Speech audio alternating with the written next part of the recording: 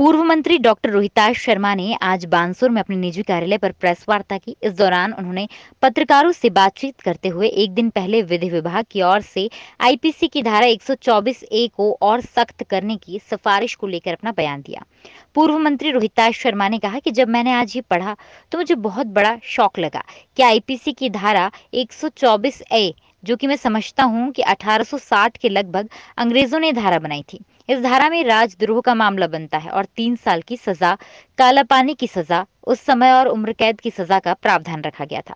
उन्होंने कहा कि देश को आजाद हुए 75 साल हो गए, लेकिन हमारी मानसिकता, अंग्रेज तो चले गए, डेमोक्रेसी हमने कायम की। बड़ी मेहनत से यहाँ प्रजातंत्र कायम हुआ, हजारों लोगों का बलिदान हुआ। आज स्वतंत्रता सेनानी स्वर्ग में बैठे हैं, उनकी आंख से आंसू बह रहे होंगे, क्योंकि 75 साल बाद भी 124 ए की धारा ज्यों की त्यों है। भारत सरकार के कानून आयोग ने अपनी सिफारिश पेश की, इस धारा को और सख्त बनाई जाए, लेकिन मेघवाल जी को ये सोचना चाहिए कि जितने भी आयोग हैं सरकार की रीति नीतियों के अनुसार और सरकार के मानस अनुसार काम करते हैं। जिस तरह आज डराने जैसा स्टेटमेंट आया है, युवा लोगों को बड़ा शौक लगा है, क्योंकि आज ये धारा 1880 में लागू हुई थी, जब हमारे आजादी के दीवाने राजा महाराज और स्वतंत्रता सेनानी ब्रिटिश सरकार के खिलाफ आंदोलन करते थे, भूख हड़ताल करते थे, काले झंडे दिखाते थे। तब उनके खिलाफ ये कड़ी सजा बनाई गई थी, जिससे भारतवासी इससे डर जाए और उनके आंदोलन को कुचल दिया जाता था। आज ऐसी स्थिति नहीं है। मैं किसी राजनीतिक पार्टी की तरफ से नहीं बोल रहा हूं, मैं केवल अपनी विचारधारा से बोल रहा हूं। मैं आज सुबह अखबार को पढ़ा और मुझे बड़ा शौक लगा। आई वॉज शौक कि केंद्रीय कानून राज्य मंत्री श्री मेघवाल जी का के रेफरेंस से एक स्टेटमेंट आज अखबार में छपा है कि आईपीसी की धारा 124 ए, जो कि मैं समझता हूं कि 1860 के लगभग अंग्रेजों ने ये धारा बनाई थी। अंग्रेजों की धारा बनाई हुई है। राजद्रोह का मामला इसमें बनता है और उस धारा में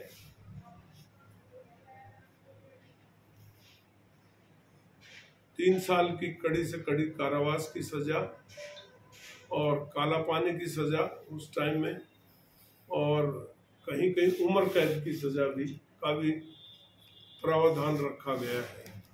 मैं समझता हूं कि देश को आजाद हुए 75 साल हो गए, परंतु हमारी मानसिकता, अंग्रेज तो चले गए पर डेमोक्रेसी हमने कायम की।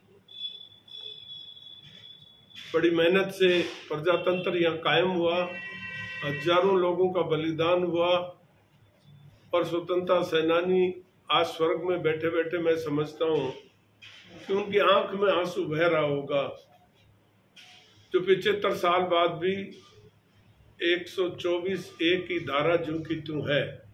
और I was very surprise to see today in the newspaper कि भारत सरकार का कानून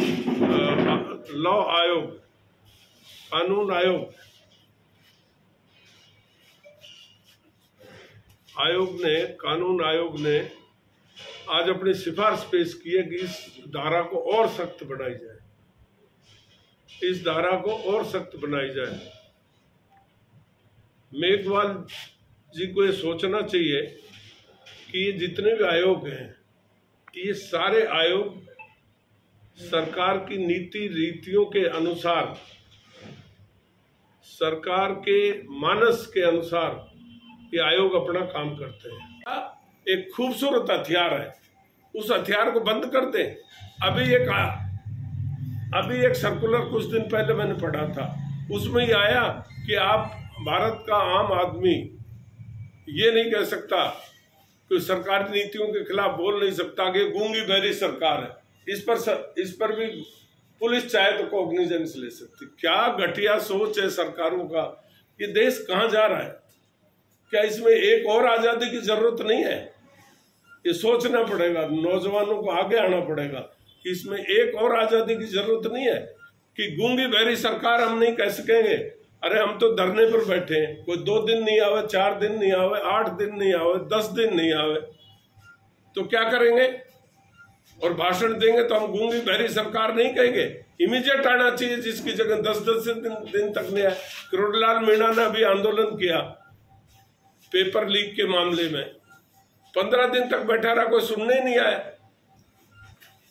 तो ये क्या है? ये प्रवृत्ति, अंग्रेज शाही प्रवृत्ति का पुनर्निर्माण नहीं होने जा रहा है। तो ये प्रवृत्ति को रोकना है तो युवाओं को आगे आना चाहिए और इसका जम के विरोध करना चाहिए। मैं समझता हूँ मेघवाल जी आजाद भारत के नागरिक हैं और मैं समझता हूँ भारत सरकार में कानून मंत्री हैं, उनको इस पर पुनर्विचार नहीं बल्कि इसको एक कलम से आयोग की रिपोर्ट को कंडम करना चाहिए। अगर सरकार के विरोधी कोई ऐसी घटनाएं हो तो इसका प्रावधानों में कुछ चेंज कर सकते हैं, लेकिन अंग्रेज के बनाया हुआ कानून नहीं चलेगा। हम इसका जम के विरोध करते हैं। मैं तो व्यक्ति से, मेरी कोई पार्टी नहीं, मैं पार्टी का स्टेटमेंट नहीं दे रहा हूं, मेरी व्यक्ति से राय है कि इसको कंडम करता हूं मैं, और इस तरह की प्रवृत्ति को डेमोक्रेसी में अलाउ नहीं करना चाहिए। इनका जम के विरोध करना चाहिए। जितना भरसक विरोध करेंगे उतना कम है।